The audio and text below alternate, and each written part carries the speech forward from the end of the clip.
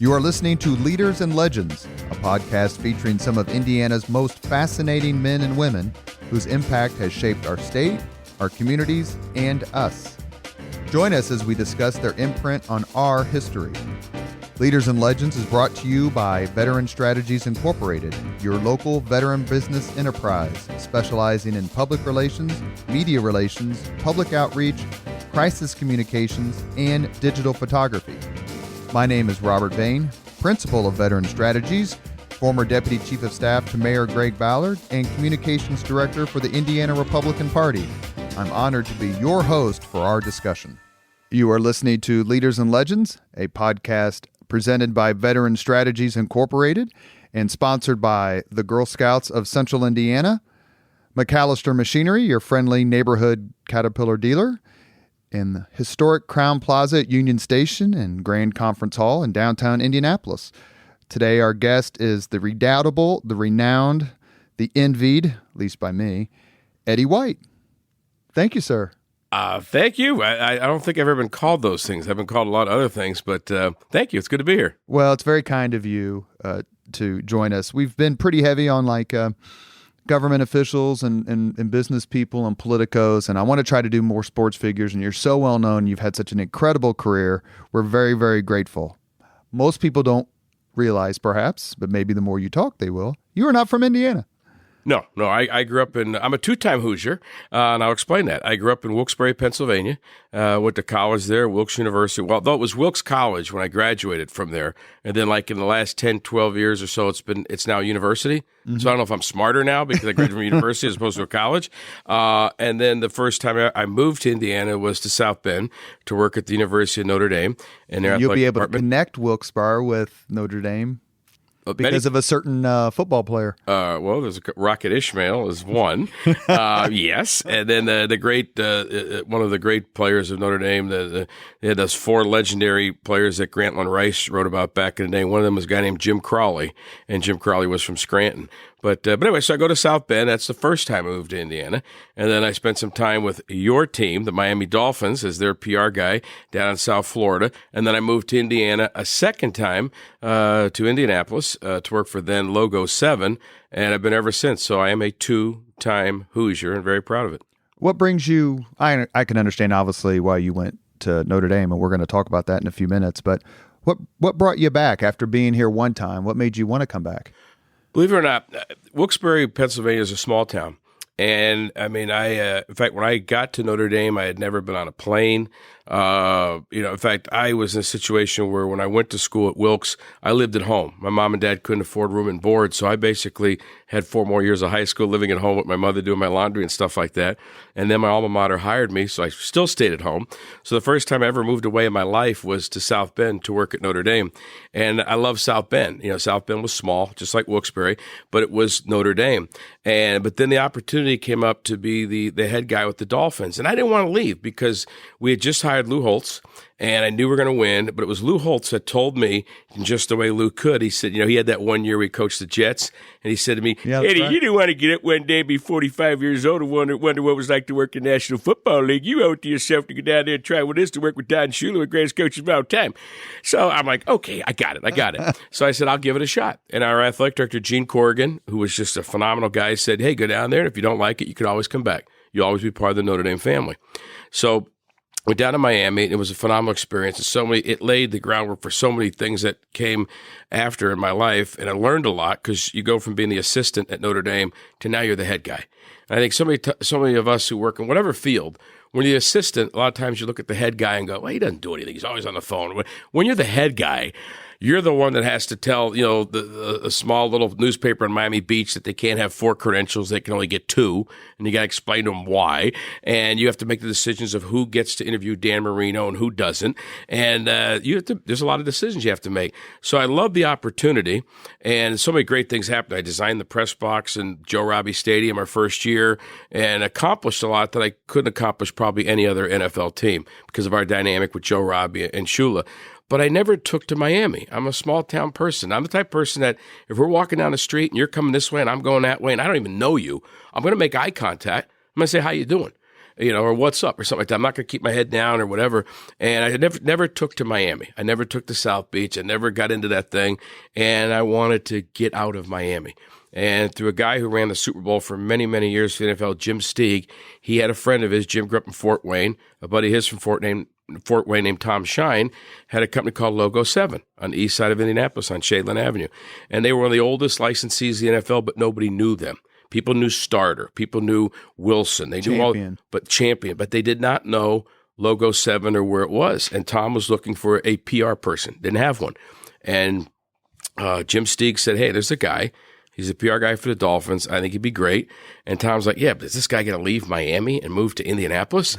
And I met with them at the Super Bowl. And they said, I remember interviewing with him and this other guy. And they said, listen, you're going to have to move to Indianapolis. I'm like, no problem. I said, I love Indianapolis. I said, when I was with the Dolphins and I would advance the Colts games, that's when we had some city blocks that were just empty. Yeah. Remember, they were empty.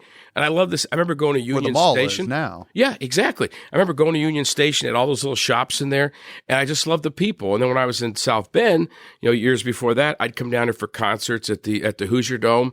And so I always had great memories of Indianapolis. And I said, I'd love to live in Indianapolis. Moved here, and I've been here ever since. Many different jobs since then, but I've been in Indianapolis ever since.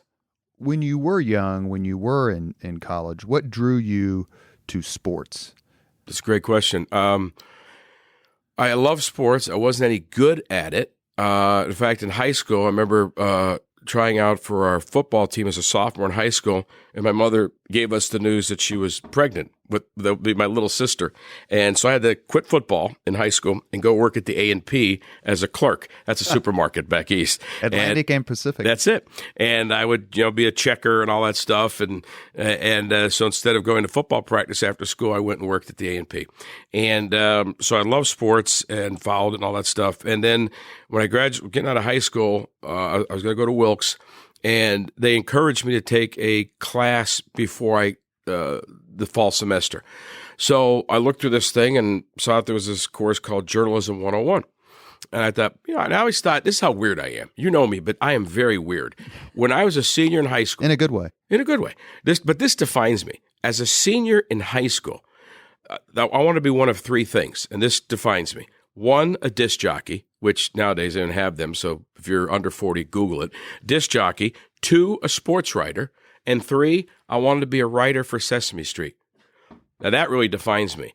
I really think that defines me because I was fascinated with my mother having my little sister. I was fascinated by how people at Sesame Street can write things as adults to teach little kids. And I thought, boy, that'd be a great challenge. So I want to be one of those three things, which is bizarre. Are you more Bert or Ernie? I think I'm Oscar the Grouch. I might be the Cookie Monster, to be honest with you. That was a big piece of cake you had before we started. No. Yeah, it was true. But anyway, so I went to Wilkes, and I figured I'll take this Journalism 101, and I was hooked. When I learned, the who, what, where, what, when you write a release, and learned about public relations, and then realized that there was a thing called sports public relations. I didn't even know that existed. And immediately what showed up in the sports information office at Wilkes, they hired one student assistant, and I wanted a job, and they gave it to me. And I was their student assistant for my first freshman year. And then that parlayed itself into my junior year of the SID left to go do PR at a hospital, and this is a small school, 2,000 kids. The president, Bob Capon at Wilkes, said, you know what, let's just let Eddie be the SID as a student. That's the sports information director. Yeah, we'll save money, and you'll be the SID, we'll give you half a scholarship. Well, that was music to my parents' ears. Oh, my God, I'm able to go to school, and Wilkes is paying half. And did you get to move out then? No. I still lived at home. And so my senior year, I was co-sports director of our radio station. I was sports editor of our school paper. I was our school sports information director. I was a full-time student, and I wrote a column for the Citizens Voice, one of the three local papers in Wilkes-Barre. I was president of Journalism Society. So I had a lot going on, and but I enjoyed it, and I got the bug, and I made it a dream that I want to do this for a living. I want to work in sports. The ironic thing is, I made it a dream to work at Notre Dame. because there was a sports information convention my senior year, I believe, in Philadelphia. So it was close enough where I could drive 2 hours to Philly for it. And I heard this guy speak, Roger Valdesari, and he is considered the greatest sports information director of all time, long time at the University of Notre Dame. And their media guides were the best. They always got the best. And I just loved how they did PR. The weird thing was, I didn't really like Notre Dame growing up as a little kid. I liked Alabama because that's where Joe Namath went. But right. I respected Notre Dame for what they did, and I made it a dream of mine as a senior in college to someday work at Notre Dame. My game plan was go somewhere like a Villanova, Virginia for like 10, 12 years, be an assistant, and then maybe get to Notre Dame. So I graduated from Wilkes, and they reward me and say, we want you to stay here and be the SID full-time, $8,000 a year. I took the job, still living at home with mom and dad. Maybe we asked the year. This would have been 1981. Yeah, around that. Yeah, 1981. Were you a Steelers fan? No. You were a Jets fan. Yeah, Jets. You were a Jets fan. And a Phillies fan. Because, right, northeastern PA, you're 2 hours from Philly, 2 from New York, so you got all the teams, and you got Philly and New York TV stations. And so anyway, that was my dream. That was my game plan. And so they reward me, and I'm SID at Wilkes College. And so I started applying for jobs. And over about a year and a half period, I finished second for 9 straight jobs, like assistant SID at Richmond, assistant SID at Princeton, assistant SID at Georgetown, SID at Bloomsburg State, where the guy told me I should hire you, but somebody knows somebody who knows somebody, so I can't. I got to hire somebody else. Well, and sports were booming on the East Coast in the early to mid 80s. You had Villanova winning the national championship, Georgia winning the national championship. Pitt football was really good. Obviously, Penn State football was really good. So you had a lot of really successful programs in different sports right in that area. And both college and pro were rolling. And I wanted to work at that level, but I kept finishing second, which is the most depressing thing in the world. You'd rather finish 100th. Second is painful. You doubt yourself at the first or second rejection. You doubt yourself, which I did. You doubt God, which I did. You doubt where you grew up, how you grew up. I didn't have money, blah, blah, blah, blah, blah, blah. I just was full of doubt. And then the job that I get is the one that if you took that job and the 9 I finished second for, put the 10 on the table and said, which one do you want? Assistant Sports Information Director at the University of Notre Dame. So you get there in 86 or 87? 85? 82. You get there in 82. So Jerry Faust is the coach. He is not doing very well. He had some really, really tough seasons. Of course, some big wins and some bad losses. That's certainly true. Yeah. He was hired straight out of high school. Bo Schembechler famously said, "I will never lose to a high school coach." That wasn't true. He lost once to Faust. First night game ever at Notre Dame. Must go lights, 1982. And Faust follows Dan Devine, who had won a national championship, with Joe Montana, who had followed Ara Parseghian, who had won 2 national championships. So he's following 2 legends. He has a really terrible 5 years. What was that like, considering the pinnacle of Notre Dame football was basically, well, not the pinnacle, but close to it, maybe other than Rockne and Leahy, the previous 20 years, and now Notre Dame is down, down, down? I think for Notre Dame Nation, it was a major shock to their system. Just as you well documented, they were on a run. I mean, every coach that they had brought in to that point had got it done. They always talk about the great coaches at Notre Dame have all won a national championship in their 3rd season. That's right. And, Jerry had some big wins, going down and beating, I think, top 5 LSU at LSU on a Saturday night. And then we lose to Air Force 3 years in a row. And he's still, to this day, one of the most remarkable, wonderful, kind people I have ever known. And I get the sense the university treats him well. Yes. Yeah, he goes back for a lot of the games, and, they did. After he left, they treated him well, and, but he was a wonderful person, and, maybe looking back, maybe they should not have hired somebody right out of high school, even though Moeller was not your normal high school at that time. No, it was a national power winning consistently, and it's funny because to do a George Costanza here where worlds are colliding, and we'll talk about this in just a few minutes, but for years there was the rumor that Shula, Don Shula, coach of the Dolphins, devout Catholic, Hungarian Catholic, would coach Notre Dame.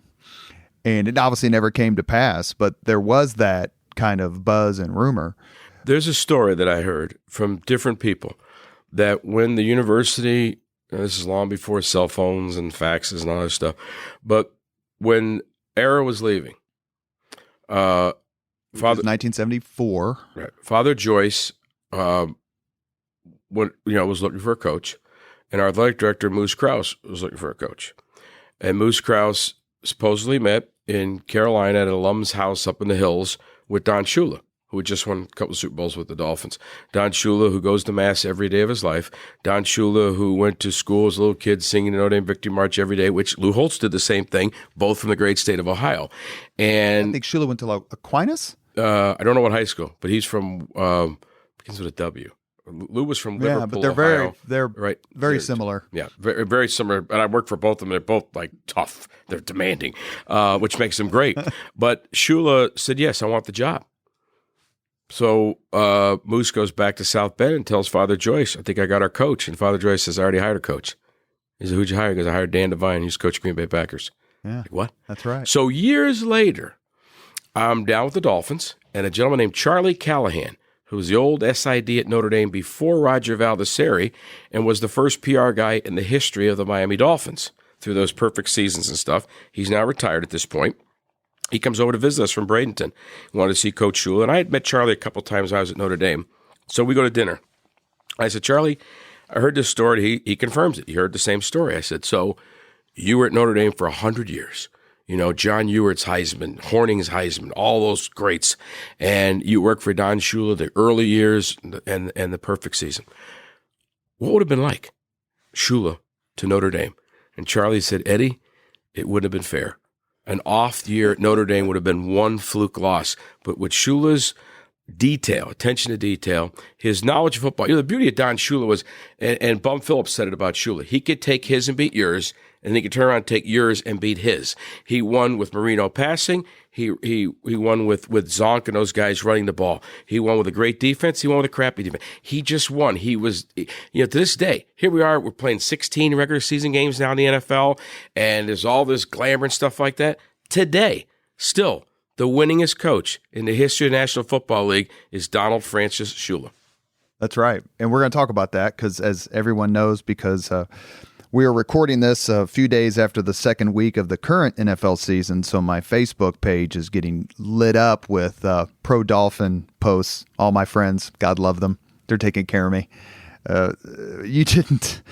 You take the good with the bad, I guess. Absolutely. When did you leave? Holtz comes in 86. I left after Coach Holtz' first year. And they had a remarkable run under Lou Holtz. Not surprising at all to you, I'm guessing. No, I believe, I was sure there's some bias because I worked for him and he remains a friend. I think he has to go down as one of the top 5 coaches, certainly top 10, but I'd say top in the history of college football because he won at William and Mary. He won at Arkansas. You win at Minnesota, you win at Notre Dame, and then you come out years later, and I think you won one game or no games first year at South Carolina, and he beats Ohio State back-to-back January 1 bowl games. So he won everywhere he went. And I think, being around sports as long as I have, especially in this state, there's 2 jobs I think are just really hard, and you have to have a certain to get them done. Head football coach at Notre Dame, head basketball coach at IU. This isn't Utah. This isn't Virginia. This isn't, Arizona. These are 2 institutions that the bar is set so high. And not only do you have to coach, but you have a fandom that is insane. It's about the banners in Southern Indiana, and it's about the national championship and the rings in Northern Indiana. And you have an alumni that's why I think Lou Holtz, if you go to Central Casting, he was the best coach that Notre Dame could have because he always said the right things. We'd win, and he'd say, "It's not about our football team; it's about Our Lady on the Dome." And that's what his we wanted to post-game hear. interviews were like They're the greatest. Every time he could have played Roncalli, and you would have thought they were the Steelers in 1978. We used to laugh when he would say, "I tell you something, Air Force is one of the best 2-8 football teams in the country." All right, think about that. One of the best 2-8 football teams in the country. But he was just perfect for Notre Dame. And I think that's the bar that they've set, and we're blessed to have both of those institutions, those teams in our state. You're listening to Leaders and Legends, a podcast presented by Veteran Strategies and sponsored by Girl Scouts of Central Indiana, McAllister Machinery, your friendly neighborhood Caterpillar dealer, and the historic Crown Plaza at Union Station and Grand Conference Hall. We're here with Eddie White, storyteller extraordinaire and beloved local sports and talk show figure. You were around for his first year, but you also got to be around Tim Brown, who won the Heisman in '87, I believe. What was it like to be around him? I've seen some interviews with him, and he just gives great credit to Notre Dame and just talks about how much of an impact it had. Beyond just Tim, let's make it about a different question.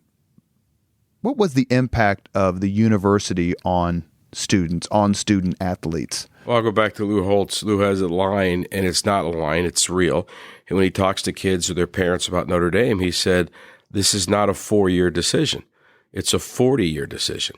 And if you talk to any student athlete that went to Notre Dame, they may not get it while they're there. They may not get it if they happen to be good enough to play in the WNBA or the NBA or the NFL, but they certainly get it once they get out into the world and you experience that Notre Dame network and what Notre Dame means to them. And I think Father Hesburgh deserves a lot of credit because this is kind of crazy in today's day and age.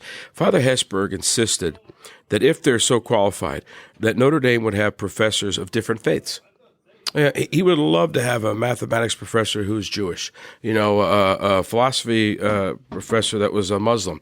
And if the person was qualified, he had no problem if there was a professor who was an atheist. Father Hesburgh's view was, what good is it to put a Catholic bubble over Notre Dame? And all we do is Catholic, Catholic, Catholic, and then 4 years later say, okay, go out into the real world, which isn't Catholic, Catholic, Catholic. We have to prepare these kids to be successful in a world of diversity.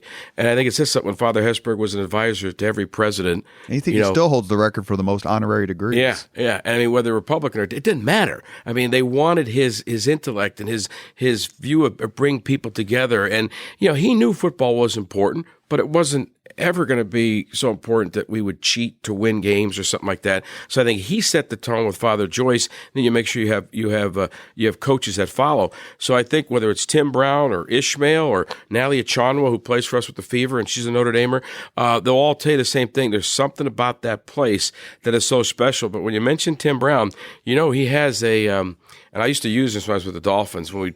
Every year we'd play the Colts, I'd give the same note to our radio guy, is Tim Brown was the answer to a trivia question. The first play ever in the history of the Hoosier Dome. We moved the game because of the great Bob Welch. Purdue. We move it down here. Notre Dame's heavily favored, or at least we were favored, not heavily, against Purdue. And Purdue kicks off to Notre Dame. And Jerry put this freshman back there to receive the opening kickoff. That freshman fumbled the kickoff. Purdue went on and got 3 points, not 7, but then went on to upset Notre Dame. That freshman, 4 years later, would win what is now Notre Dame's last Heisman Trophy. It was Tim Brown.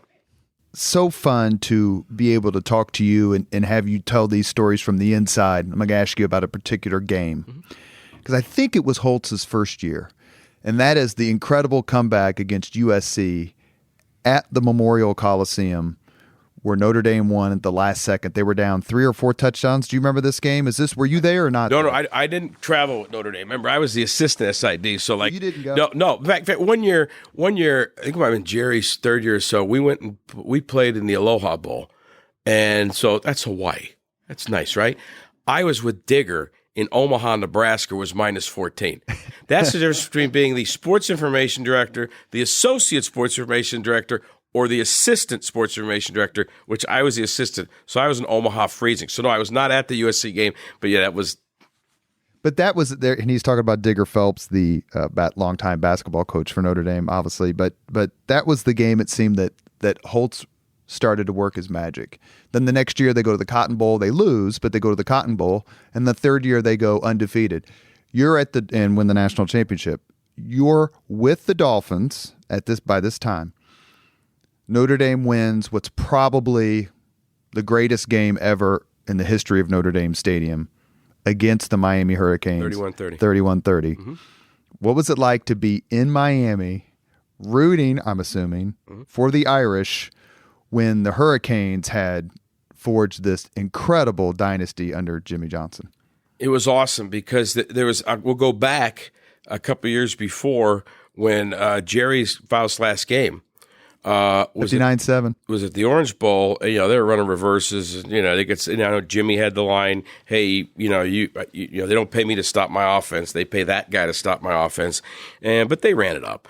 And what I remind people, that was in late November was that game? Usually, yeah. So December, January, February, I believe. So 3 months later, the Notre Dame basketball team goes down to Miami. Miami was bringing back basketball at that time. In fact, they didn't have a place to play in, and they played at a place called the Knight Center. It was like a Rockefeller Center type place. So they put a court on a Rockefeller Center place, and I think it was Bill Foster was the coach that came back to restart the Miami program, and we beat them in basketball. I don't know if we beat them by 70 or 60 or 50, but if anyone now post game. Digger, the player, said, no, we just played well. It was nothing to do with the football game 3 months before. I will tell you, it had everything to do with the football game the 3 months before. Those basketball brothers played that game for their football brothers who got embarrassed 3 months before. So you're going to run it up on us in football, we're going to run it up on you in basketball.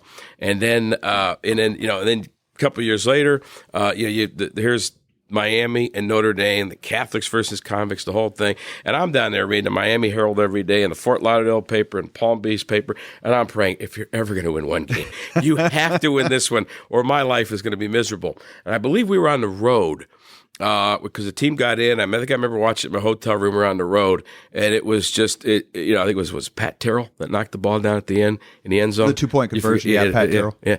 And it was, it gave me bragging rights for a while. But I used to love when Notre Dame would play. Notre Dame would play Pitt. I'd bet Marino a bottle of wine on the game. And but it was, Notre Dame is, the beauty of Notre Dame is half the people watch them to see them win, and the other half people watch them to see them lose. And it's good for rivalries and smack talking because they play everybody. I mean, they're getting ready to play Georgia. We're dating the podcast, but they're getting ready to play Georgia. In a couple weeks, they're going to play Michigan. A few weeks after that, it's USC. A few weeks after that, it's Stanford. See, I'm old school, though. I wish, and I understand, God, I understand it. The times have changed. It's not like it was when I was at Notre Dame or even when I was with the Dolphins. And I'll converse now with PR guys for teams and that are younger and how things are done differently. But I was trained by we can now have Twitter and cell phones and podcasts and all sorts of stuff. At the end of the day, it's about relationships. That does not change. And I encourage young people to put the damn phone down and look people in the eye and talk to them and build relationships. You don't have to put a wall up between you and the media. You can meet them halfway. And I just think that I wish Notre Dame still played Purdue every year in football. I wish we still played Michigan State every year in football because there was something cool for those fans blue-collar fans who live in northern Indiana or outside Lafayette or outside East Lansing who forever have gone, who I was there for the 10-10 tie in 66, that they could go. There was something. I mean, I don't want to see New Mexico. It's probably a lovely university. I don't want to see New Mexico play Notre Dame. I'd rather see Purdue play Notre Dame or Michigan State play Notre Dame. We could rekindle the memories of, I was at the game at the Hoosier Dome, or I remember the year Jim Everett did this or whatever. New Mexico, Penn Notre State. Dame. Penn State. Those Notre Dame Penn State games were great. Games in the snow. I mean, Alan Pinckett running for the pass from Meyer to Rick Meyer. One of the great. Was it Bettis? It was Bettis or Tony. I mean, that was one of the greatest games. I always said I think one of the greatest games I ever saw with my own eyes at Notre Dame was a loss. It was the loss to Boston College. And when I went to Reebok, I worked with all the NFL coaches, so I became good friends with Tom Coughlin. I said, I don't know if I'll ever be able to forgive you for that. I mean, Tom Coughlin beat Notre Dame in the last second, I believe it was the last second field goal. Oh, after they'd beaten Florida State? Yeah. What was their quarterback's name? Glenn Foley. We got beat by Glenn freaking Foley at Notre Dame. Well, then we were down, and then we come back. Exactly. And then they drive, and then, this poor linebacker whose name I won't mention, just in case he's listening to the podcast, drops a for sure interception, which would have sealed the game. Mm-hmm. And then he kicks this 40-some-yard field goal. You just couldn't believe the highs of 1 week. It was a great game. Everyone thought we would lose to Florida State. I'm Catholic. I guess it was a great game. And were you able, before we move on to the Dolphins, and then we'll talk some contemporary sports in your career working with the wonderful Bob Kravitz, who's a good dude. Mm-hmm. Were you able to kind of keep up with Notre Dame? Well, I mean, you're so darn busy. Your weekends are busy. I mean, it's parallel sports seasons. Were you able to kind of follow them and keep your friendship up? And What was it like when you ran into Mike Golick as a big-time sportscaster when you used to see him as kind of a snotty-nosed? It's interesting. Well, I went to it was either the first or second WrestleMania. They had it at the Steppen Center at South Bend on the big screen, and Golick and I went with Mike Kelly, who was our great offensive lineman, and he's from Massachusetts. When Golick was a player. Obviously. Golick was a player then, and Mike was also a wrestler at Notre Dame. So they were like, I remember I was just a few years older than the players, and I got along more with the players than I did the regular students at Notre Dame. The regular students at Notre Dame are very smart people. I'm not that smart. They're affluent. I'm not. So I got along with the Golicks and the Mike Kellys of the world. So because Mike's brother Bob had been there with before that Joe Montana. Yeah. And Golick he was a piece of work back then. So it doesn't surprise me that he would go on to do radio and stuff like that. I enjoyed my time with him, and I enjoyed my time. And Golick played for the Dolphins. Yes, he did. He played at least a year, I think, for the Dolphins. Yep. In fact, there was a name. Here's a name out of the past. I still wish ESPN would do a 30 for 30 on the replacement games. If anybody remembers, there was a strike 86, 87? 87, something like that, and where 3 games. There was one game that was wiped out. Week 1 was wiped out, I believe, and then you played weeks 2, 3, and 4 because they had to get the teams together. And that was the first year in Joe Robbie Stadium, and I was a PR guy. Our first game ever in replacements was at Seattle. And I'm up there all week advancing. So I don't even know who the hell's on our team because they're practicing all week. And my assistant's in Miami. I don't even know who the hell's playing for us because it's replacement guys, all new guys. And waiters and cab drivers. Guys off the street. Mm-hmm. And but I knew that our second game, either second or third one, was at home. And all I'm thinking is, oh, my God, the first touchdown pass in the history of Joe Robbie Stadium is not going to be thrown by Dan Marino, but it's going to be thrown by Kyle Mackey. I mean, that's all as a PR guy, that's all I wasn't even concerned if we win or lose the game. I'm like, it can't happen. Kyle Mackey cannot be the guy that throws the first touchdown passes. Now, we beat the Chiefs 42-0. All ground game. He did not throw a touchdown, knock on wood. And when they finally came back, the first touchdown pass at Joe Robbie Stadium was number 13, Dan Marino. But the whole replacement game thing to me was Coach Shula loved it because there were players that they would sit up in the meeting room. Duper and Clayton, those guys, man, maybe leaning back, kind of drifting off. The replacement guys were like eager. They were like freshmen in high school. But my point is, there was one guy that when the replacement season ended, there was one player on the Miami Dolphins who Shula was so impressed with, he kept him. So now this replacement player now has to play with all these guys who were just on strike, and a veteran player lost his job. When they came back, when the strike ended, sorry, there's somebody better than you. He was a tight end, went to Notre Dame. You want to guess? Joel Williams. Joel Williams out of Western Pennsylvania. Really? Joel Williams was the only player from the replacement team that made the Miami Dolphins and played. So here's Dan Marino, who's a strong union guy. His dad was a union guy in Pittsburgh. He was leading newspaper delivery driver. Yeah, Danny was leading the pickets outside. I drive through the pickets every day. PR guy. You go, you need to come join us on. I say, if you pay for my car and you pay off my mortgage, I'll grab a sign. I'll stand here right with. Is there a strike fund for PR flags? No PR. No, we just we're worthless. But Joe Williams, I haven't told that story or haven't had that thought come through my head. But he was the one guy who made the team. Somebody needs to do a 20 for 20 on the whole thing, or 30 for 30, whatever it is. Besides being Catholic, besides being demanding, besides being winners, what are the similarities between Holtz and Shula? And did they know, as far as you know, did they know each other? Yeah, I think they know each other. Obviously, they coached against each other in the NFL for 1 year when Holtz coached the Jets. Mm-hmm. Yeah, I think that Shula, their paths crossed a little bit, and they're both from Ohio. And I've told people this. Sometimes people complain about their boss. Remember, I was at Reebok. I had like 25 people under me, and they'd be like, "Oh, sometimes he's really tough." Coach Shula and Coach Holtz never asked more of you than they asked of themselves, and it would get to the point where it'd drive you crazy. I mean, it'd be so demanding. Like, why? Especially Shula. Like, why does he need to know why does he need to know these things? It's like when we would. Were you married? Did you have kids? No, I was single. I was single with the Dolphins, and like stuff like this. Again, this is before we had cell phones and Google and all this stuff.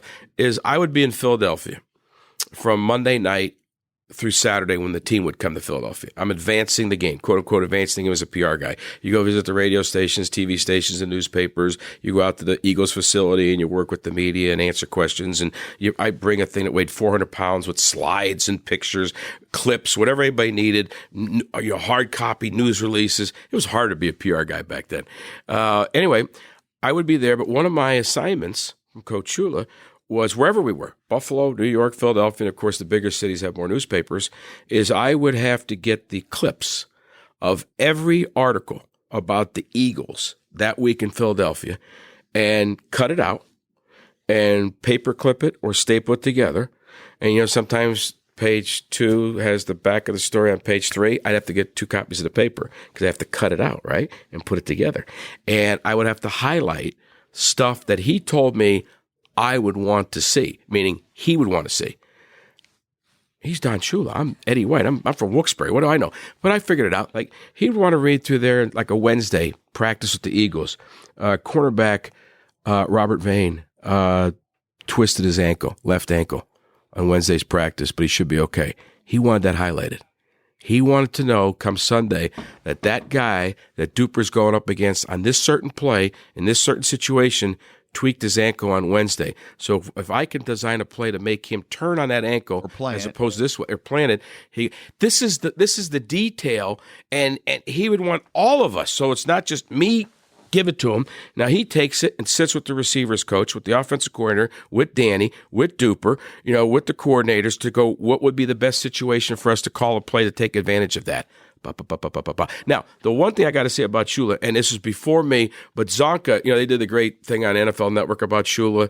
They did like as an hour and a half. That NFL Network does those specials. It's called A Football Live. Yes, they did a great one on Shula. They did a really good one on Marino. They did. I don't know if you saw the one on Marino. I never saw the one on Marino. Oh, I'll send it to you. But Shula's is 90 minutes. Yeah, and then Usually they did one on the perfect backfield that had Morris, Kick, and Zonka. Which is, those guys are lunatics. Those crazy people.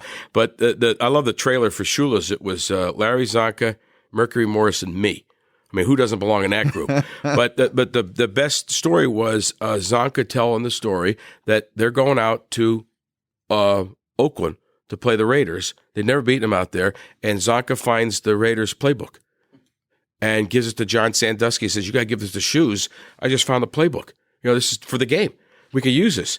And Dolphins get killed. So they're on the plane coming back to Miami, and Zonka goes up to Sandusky and says, "What the hell? Did you give the book to Shula?" And he says, "Yeah." And he goes, "What did Shoes say?" Shula said, "Throw it in the garbage. We don't win that way. That's cheating." Sandusky was the offensive line coach. Yeah. Think about that. Which is why Shula called Belichick Belichick when they asked him about it. The Don Shula, the winningest coach of all time, every one of those wins, he did it with integrity. Talk about, please, tell this story because it's one of my favorites, about Shula preparing the team, I think it was against the Los Angeles Raiders, and where he decided to have practice in the walkthrough.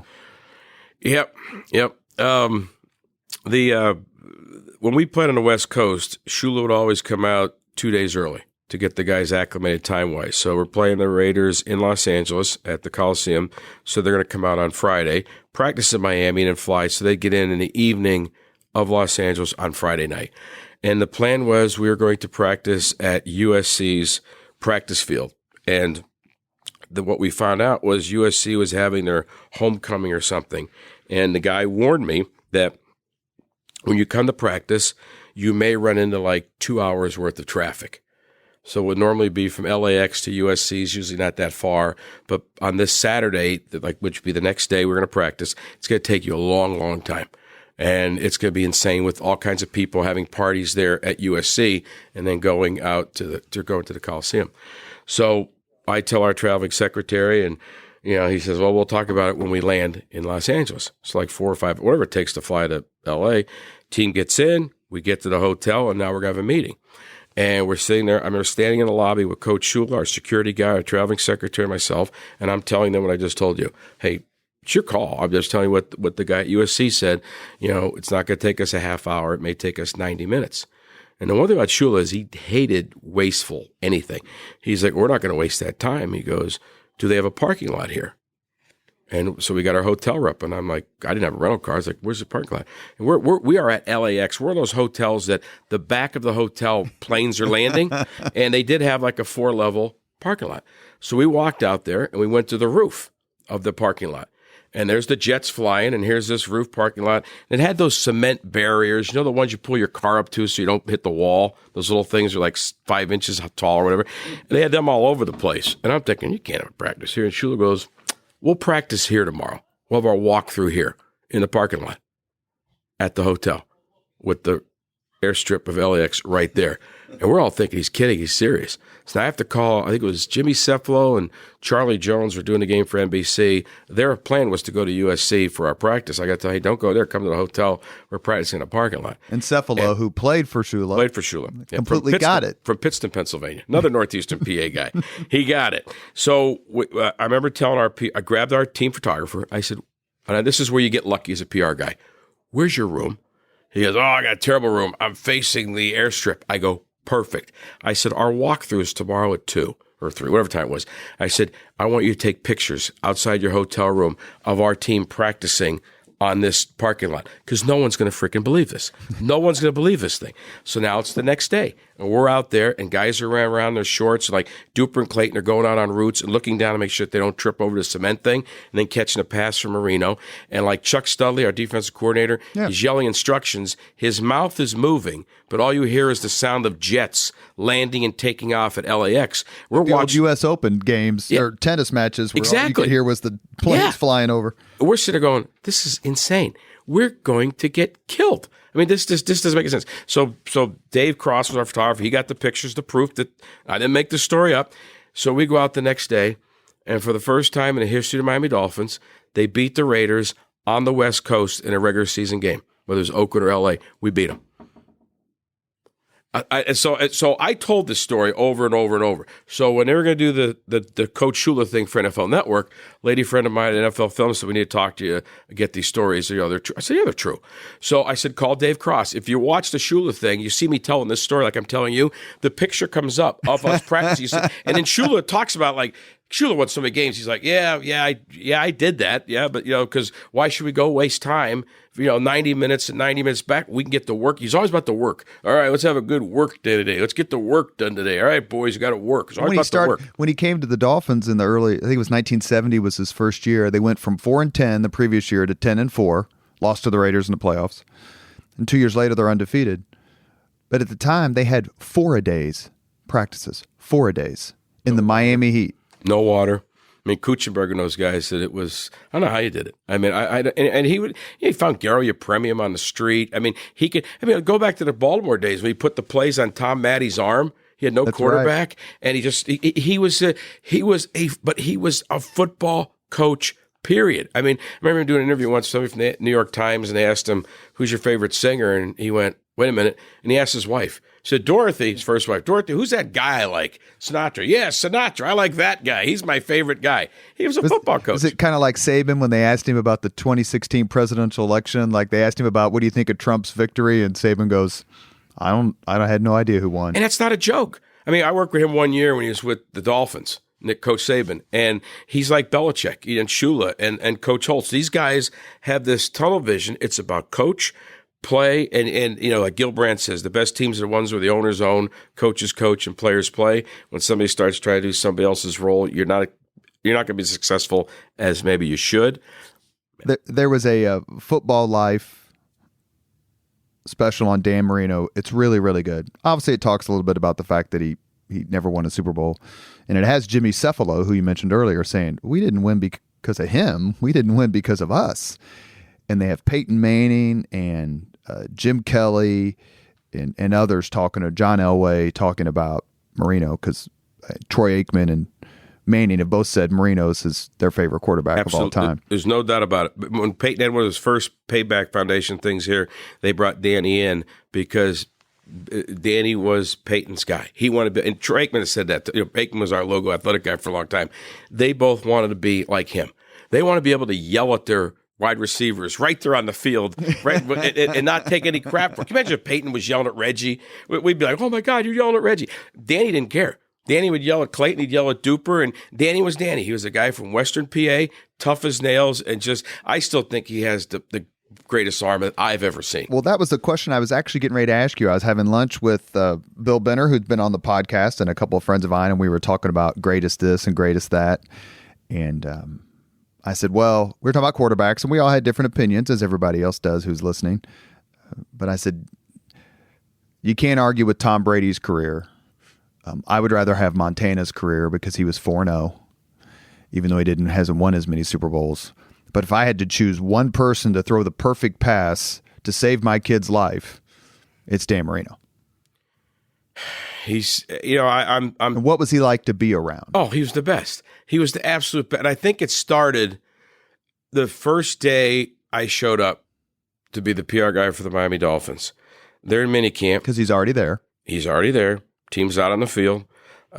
Some guy from downtown Miami office drives me out to camp because they're out at St. Thomas University, drops me off. They really weren't very professional. He just drops me off, says, here. And I walk in. I'm like, hi, I'm the new PR guy. And the security guy takes me out onto the field. I'm standing there, and I'm looking. Now I know a whole bunch of beat guys are looking at me like, is that the new PR guy? Because the word from Miami was the Dolphins hired assistant from Notre Dame. Oh, we're going to eat this guy up and spit him out.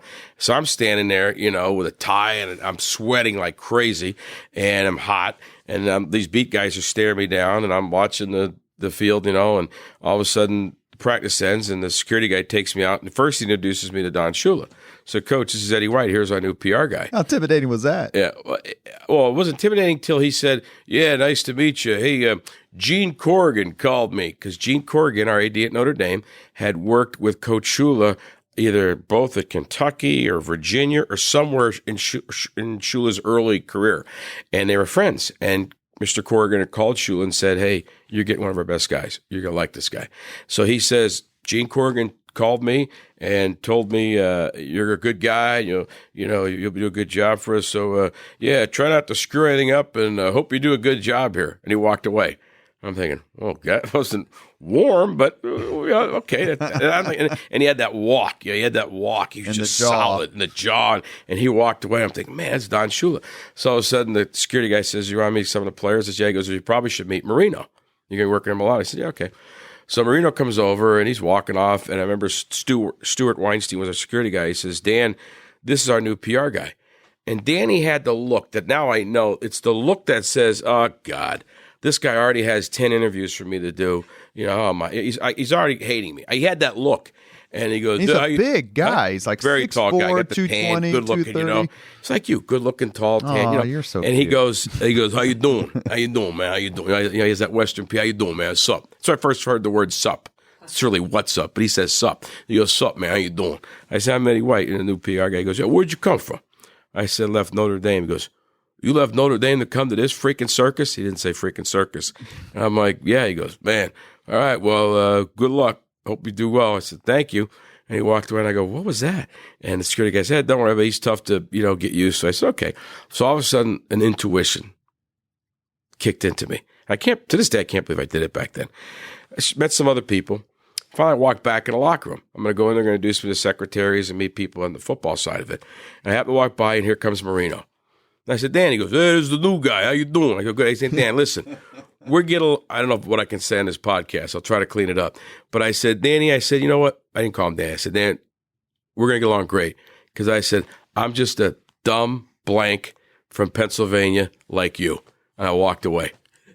And I left him there speechless. He was like, because most people at that level, Peyton, we all like defer and we're all like nice. I went right at it. So you know what? We're going along great because I'm just a dumb blank from Pennsylvania like you. And I walked away. And I think from that day on, and then the years go by. I babysat his kids, and then when he got inducted in the Hall of Fame, he invited my wife and I to his Hall of Fame thing, which is his character. You keep hearing people about what he does for folks. He brought all his high school kids there, his high school teammates, his college teammates from Pitt, and of course all the great Dolphins players. He just had, and then with his son with the autism, what he's done in South Florida, he's just we were blessed. We were Logo Athletic. We had guys, Elway, Danny.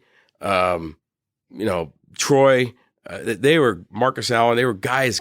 But, if you were in a foxhole, you want John Elway and you want Dan Marino in your foxhole. But the arm, it's either him or then there's my youth. It's Joe Namath, both from Western Pennsylvania, as the great quarterbacks seem to be, right? Montana, Kelly.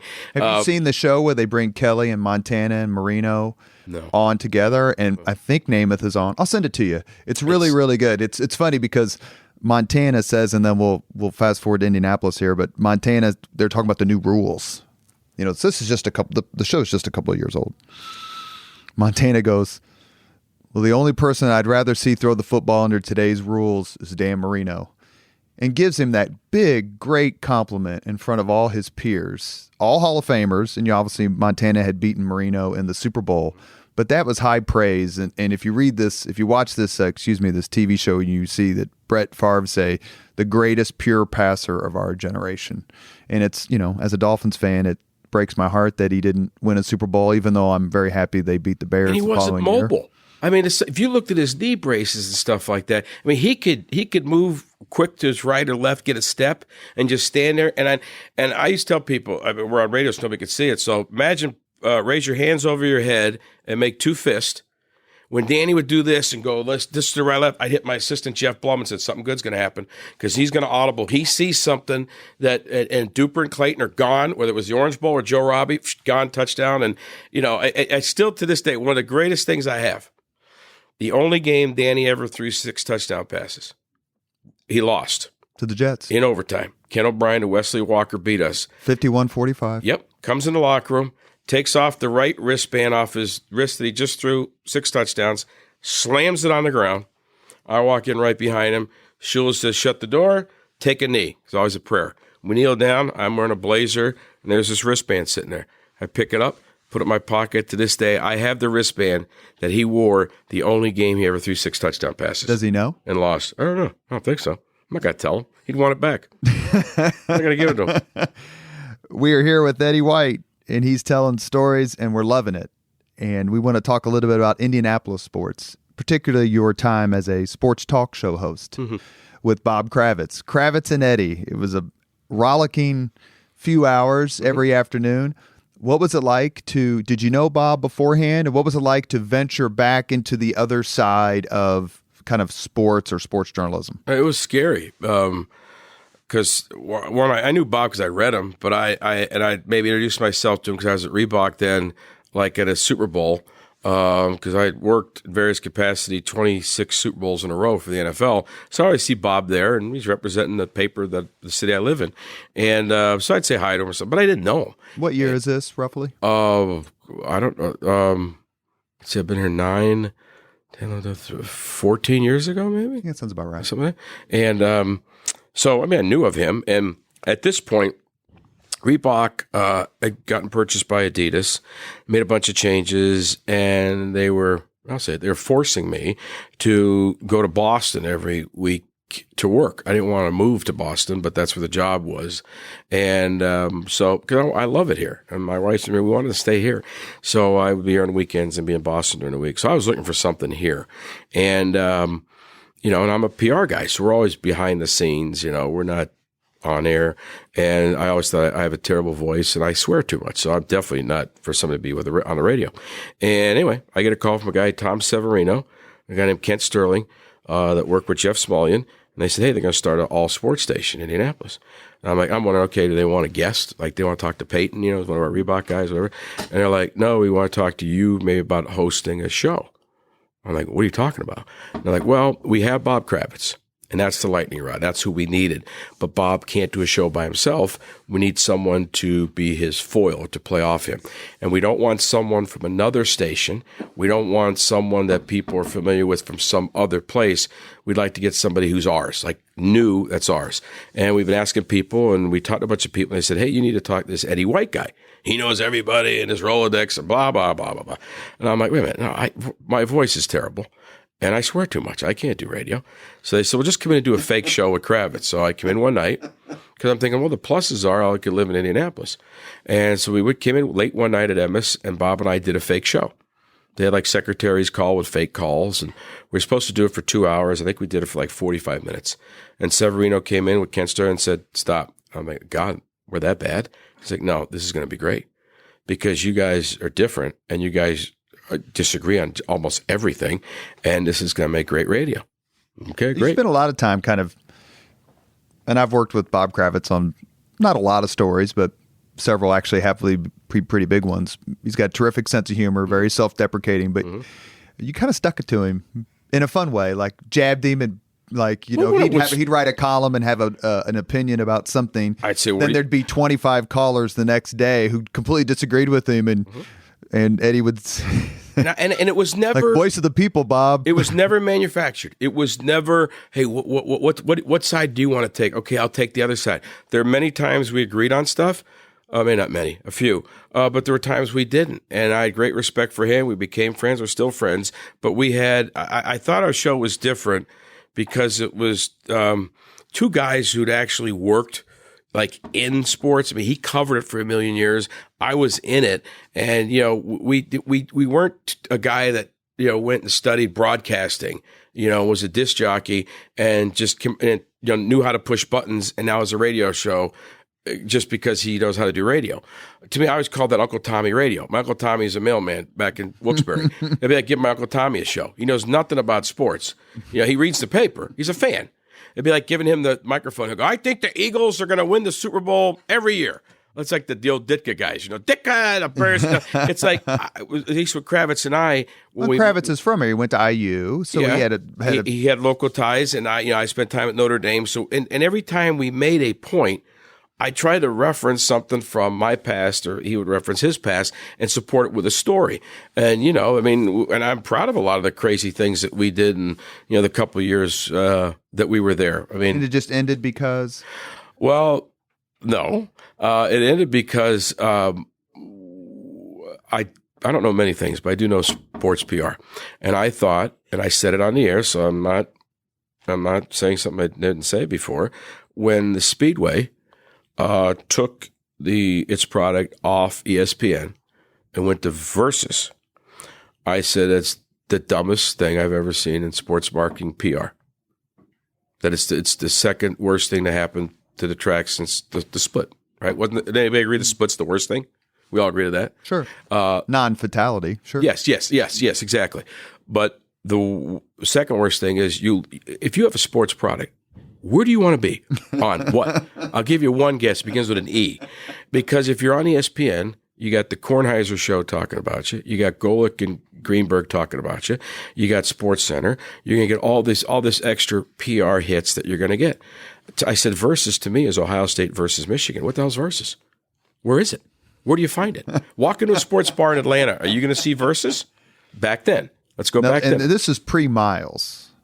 Is this? Oh, wait, yeah, absolutely. Pre-Mark Miles and the current regime that rejuvenated the IMS. Absolutely. I'm not being negative about what is going on now. Back then.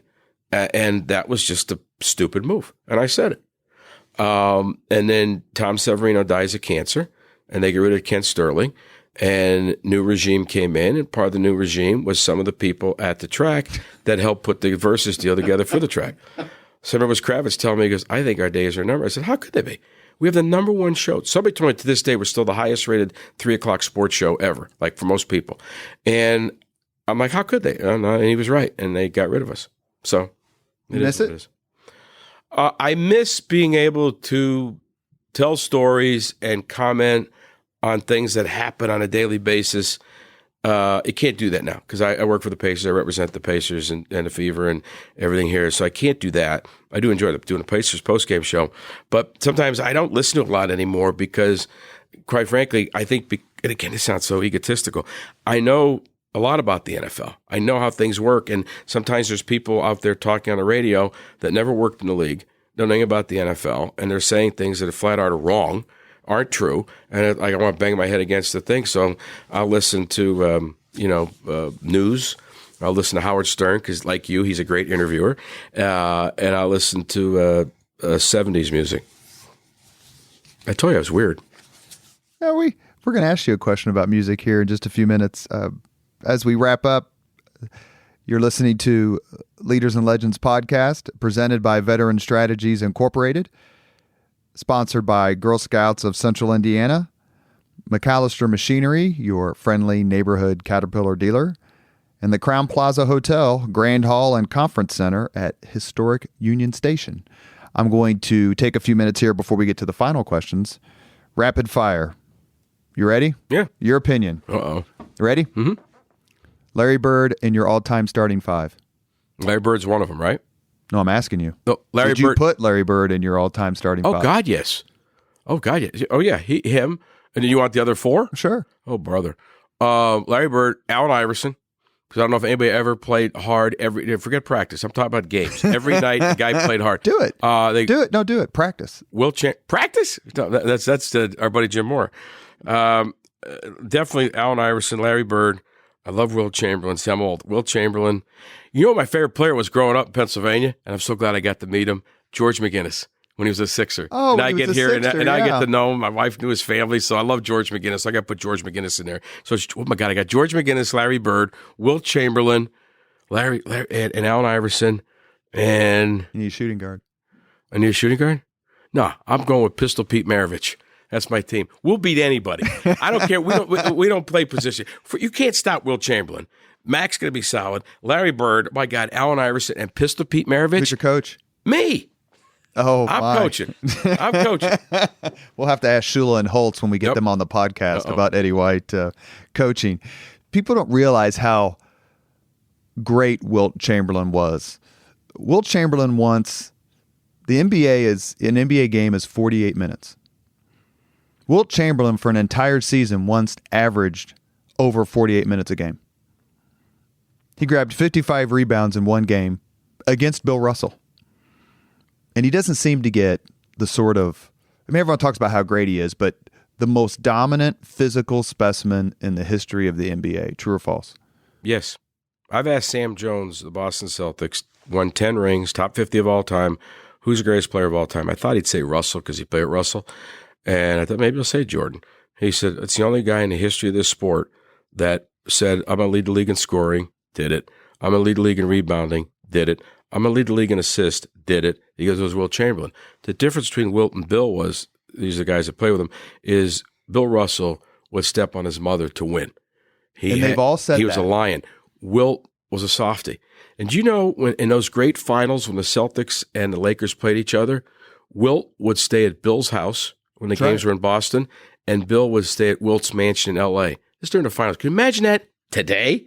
It never happened. Billy Cunningham said that Wilt was too nice. Yeah. He'd go up to dunk a basketball, then he'd pull it back and miss the shot because he'd break a guy's. He goes, he knew he'd break a guy's arm if he went through with it. Next question. Greatest individual performance you ever witnessed in any sport where you were there and saw it? Oh, my God. I wish you had given me these ahead of time. You're taking athletic, right? Sure. Because athletic. My goodness gracious. And let me throw one out because this is the one that I was kind of guessing that you may go with. And maybe you weren't at the Dolphins at the time. When Marino comes back from the Achilles injury, throws all the touchdowns to beat the Patriots. That was after me. What about when... I'm trying to think. Greatest athletic performance that I saw with my own eyes. Wow.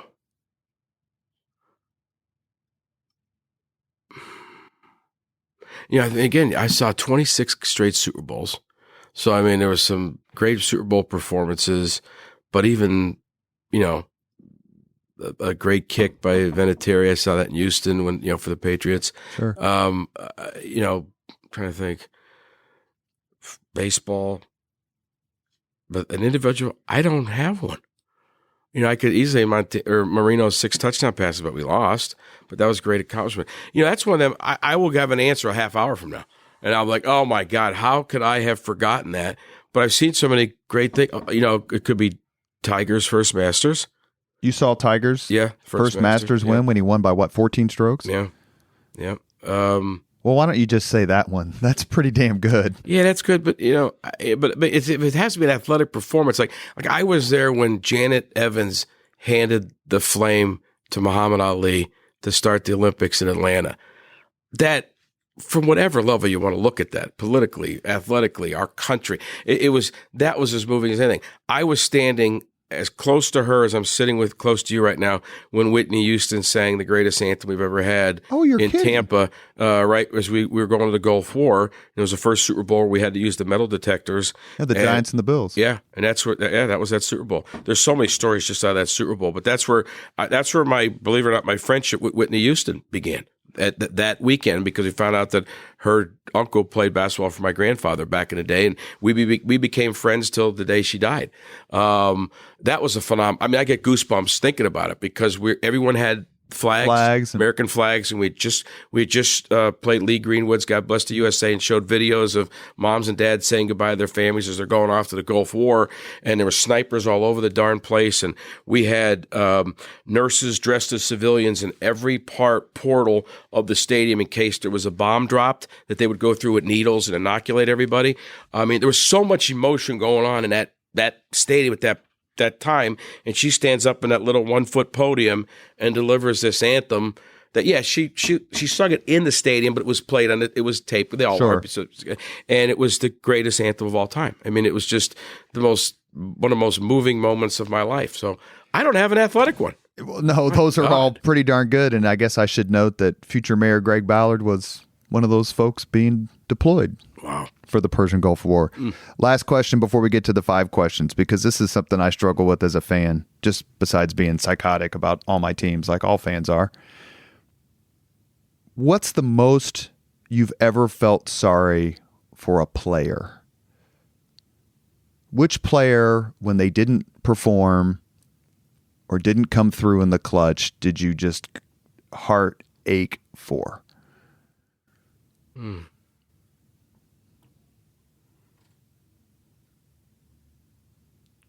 And it didn't have to be a team that you were like working for, just as a fan, just as a journalist, where you're like, I feel so sorry for him or her. You know, I think because of what happened since, and again, it wasn't on my team, just because I'm old enough, I saw it live, and is the Bill Buckner thing, because that here he was beloved in Chicago, beloved in Boston, and all of a sudden, became a pariah in Boston, and and wherever he would go, that was going to fall. I mean, that's in the obituary. He let the ball go under his leg and lost the game. I feel Game 6 of the 86 and they had another World game Series against the other guy I feel sorry for. He didn't do anything we wouldn't do. Is the Bartman in the Cubs game? Yeah, I mean, everybody kills the guy. We all would have done the same. The ball was blowing. I had friends that were sitting in the same section that night. The ball was blowing back. It was going out this way. It was blowing back towards the field, and he didn't do anything that we all would have done. Tried to catch a foul ball, and this poor guy, what happened to him that night, what happened to him since, his family, both him and their families, and Buckner and his family, for what? Because the ball. I mean, if it was scripted and everything went the way it's supposed to be, like Chris Berman would say, it'd be professional wrestling, but it doesn't. That's why they play the games. That's why they play the games. A guy misses a field goal. Scott Norwood. That's what made me think of the question. Stuff happens. You were right there when Scott Norwood missed a field goal. I had T-shirts in my arm that said Buffalo Bills Super Bowl champs had the score on them. We were literally, me and the other guy from Logo 7 were about 5 yards as the ball's being kicked. We're 5 yards on the field coming from the opposite end zone corner. Buffalo Jills are right next to me. I was schmoozing with them. And I'm getting ready to run on. And I was going to hit Kelly and Bruce Smith. He was going to get Thurman Thomas and Marv Levy and get them on so because it gets exposure. That's where NFL licensee. We go running on the field. The ball goes right. We do a pirouette like a ballet guy into the tunnel. This is before eBay. Throw them in the garbage. And we said, run the shirts 2019 New York Giants. And then we got the shirts in the locker room because by the time we got them done, we got them in the locker room, and Hostetler put one on, and Parcells, and the Giants won. Pat Riley once made this statement. Tell me if you think it's true or false. If I had to have someone to take a shot to win a game, I'd choose Michael Jordan. If I had to choose someone to take a shot to save my life, I'd choose Larry Bird. I agree. I mean, I don't know if we've had a better. I mean, it's like this. You and I can go out right now monkeying around. We can make some putts. But if we needed a putt to save our life, we're probably calling a guy named Nicholas to do it. Same thing with shooters. You can get Stephen Curry's great shooters. All these guys are great shooters. But who has done it more times in the clutch than Larry Bird? If there is, I don't know of him or her, but I agree 100%. That's who I'd go with. We've gone on for a little over an hour, which is longer than usual, but we've really kind of only scratched the surface. So we're going to skip the 5 questions because we've asked so many sports-related questions. Pick one of the 5. Is this the 5? Is this the quick 5 or is this? This is the 5 that we end. You want all 5? Yeah. All right, we'll do all 5. You ready? Yeah. Go. What was your first job? Be working in the. Oh no, I was gonna say the A&P, but it was freshman sophomore year, like part-time job, right? Any job. Selling, carrying Cokes, selling at the circus. I was like a vendor selling Cokes at the circus. And how dumb was I? I'm a righty, so I used my right hand the whole time. So by the end of the week, my right forearm looked like Steve Garvey / Popeye, and the left was normal. So selling Cokes at the circus. Second question is, what was your first concert? Black Oak, Arkansas, Kingston Armory. Jim Dandy. Yeah. The lead singer. Oh. Yeah. Black Oak, Arkansas.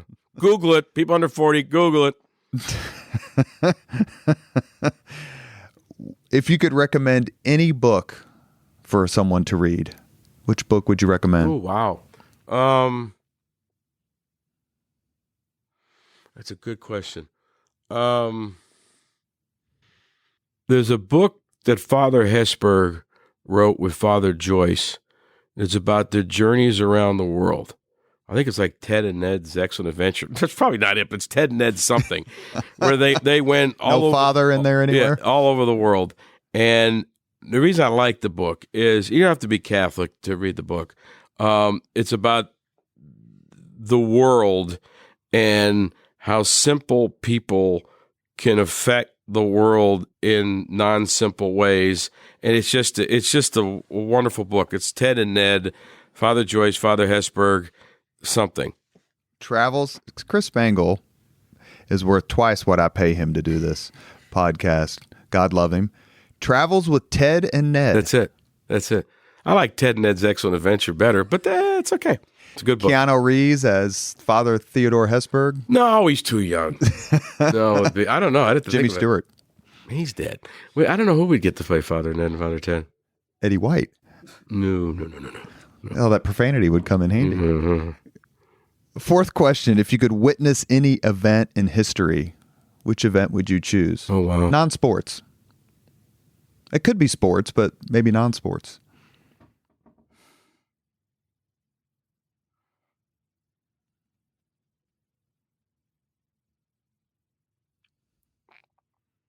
Witness mean be there when it happens. Be there as it happens. You could be on the moon when. Yeah, I guess that's the easy one. You want to be there with Neil Armstrong, and as long as we got a way out of here, okay. I don't want to sit and go, hey, I got bad news. We're not getting out. Would you like to go there and say, sup, Neil? Yeah, sup, Neil. Man. Okay, boil her up, baby. That's the easy one.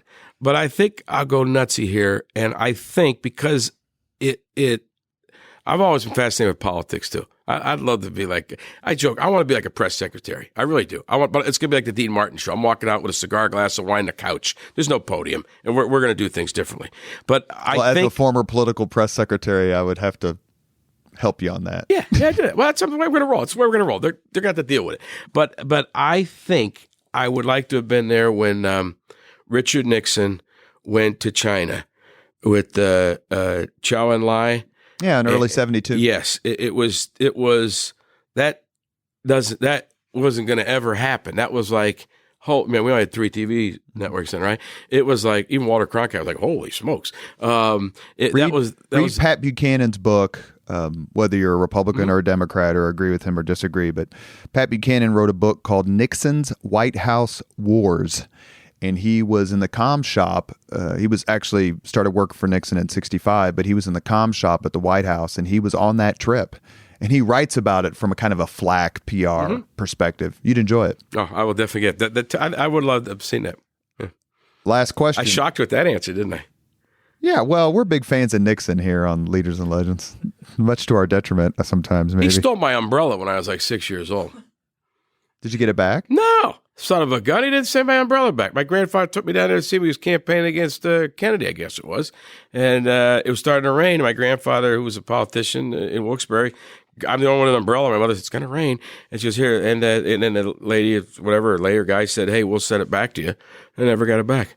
Nixon stole my umbrella. Come on. Go to the Nixon Library. Maybe it's there. It probably gave it to Pat for anniversary or something. Last question. If you could have dinner 2 hours off the record with anyone living today, whom would you choose? Wow. Off the record? No one knows what you talk about, just the two of you. I think it's the president. Current or any of them? Well, I can only have one, right? Right, but you could choose another president, not just President Trump. No, I think it'd be President Trump. I would like to sit with him for 2 hours. Would you give him some PR advice? First, we're going to play golf, and we're going to play 9 holes. It'll be 2 hours. We got 9 holes, no Secret Service, no caddies, just the two of us. And we play golf. I chat. We've been absolutely and completely and totally blessed to have Eddie White on the podcast. I hope you will come back for another time. Oh, God. Yeah. Not just because you work for my two favorite football teams, but because you are generous with your intellect and you're generous with your stories. And for any of us who know Eddie, we know how much he does for so many people and organizations and charities that never gets publicized. And he does it because of who he is and his character. And we're just thrilled to have you. Let's do one around the Super Bowl. I got 26 Super Bowls worth of stories. We're ready. All right. Thank you, Eddie. I bet the Dolphins will be in there. Thank you very much for listening to Leaders and Legends, brought to you by Veteran Strategies Incorporated. If you want to contact us about this program or our menu of public relations services, please send us an email at robert@veteranstrategies.com. That's robert@veteranstrategies.com.